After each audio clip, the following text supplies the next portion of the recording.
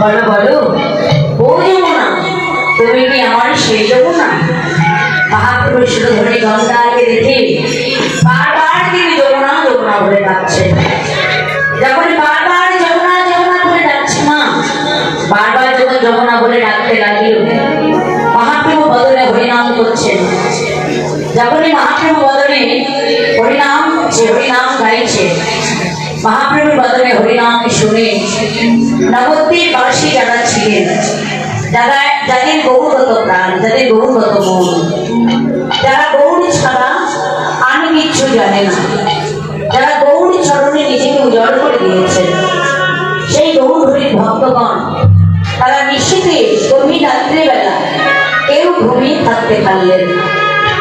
গভীর রাত্রিবেলা তারা না ঘুমিয়ে থাকতে পেরে একে একে সবাই ছুটে এসেছেন আমার মহাপ্রভুর কাছে। তারা ঘর ছেড়ে, সংসার ছেড়ে, ঘর ছেড়ে সংসার ভক্ত 400 টাকা দান করেছেন। যে আসনে দান করেছেন সে আশা পূর্ণ হোক। আপনাদের মধ্যে সাধুগুরু বৈষ্ণবের সঙ্গ লাভ করে যেন গোবিন্দ চরণ লাভ করেন। এটাই গৌর সেনান পরমানন্দে মহাপ্রভু কি করলেন? মহাপ্রভুর বদলে হরিধ্বনি শ্রবণ করে, হরিনাম শ্রবণ করে নবদ্বীপে যত ভক্ত ছিলেন বাবা, যাদের গৌরগত প্রাণ, যাদের গৌরগত মন, যারা গৌর ছাড়া আন জানে না, যারা কৃষ্ণ ছাড়া আন বোঝে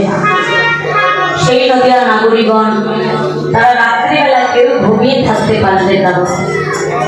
মায়ার বালিশ মাথায় রেখে আষাঢ়ি বিছানা পেতে কেউ মোহভূমে ঘুমিয়ে থাকতে পারলেন না। যারা গৌরকে ভালোবাসে, গৌরকে যারা ভালোবেসেছে, তারা ঘর ছেড়েছে, সংসার ছেড়েছে।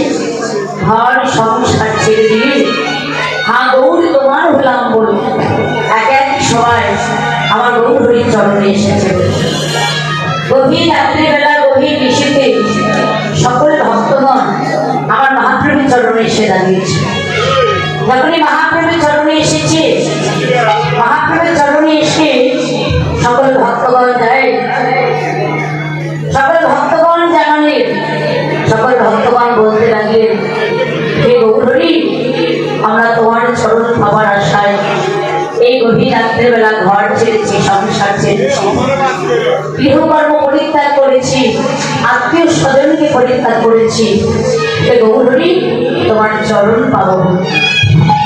এই যে দেখো সবাই এখানে এসেছেন, আপনারা কত রাত জেগে বসেছেন। রাত জেগে বসেছেন কেন? একটু মহাপ্রভুর কৃপা লাভ করবার জন্য।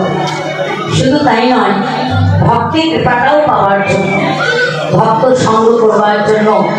কত ভক্ত এখানে রাত জেগে ঘর ছেড়ে দিয়ে, অসুস্থ আছে অনেকেও, সেই অসুস্থ অবস্থায় এখানে বসে আছে। কেন? কারণ তারা আমার গৌরকে ভালোবাসে। ভালোবাসা না থাকলে এখানে কষ্ট করে কেউ বসে থাকতেন না, সবাই বাড়িতে যে ঘুমিয়ে পড়তেন, তাই না? এখানে ভালোবাসা আছে বলেই সবাই বসে আছে। দেখো না মা, সন্ধ্যাবেলা এখানে কত ফুল ফুটেছিল, কিন্তু তাই না? সন্ধ্যাবেলা এখানে এত ফুল ফুটেছিল যে জায়গা দেওয়া যাচ্ছিল না, এত ফুল ফুটেছিল।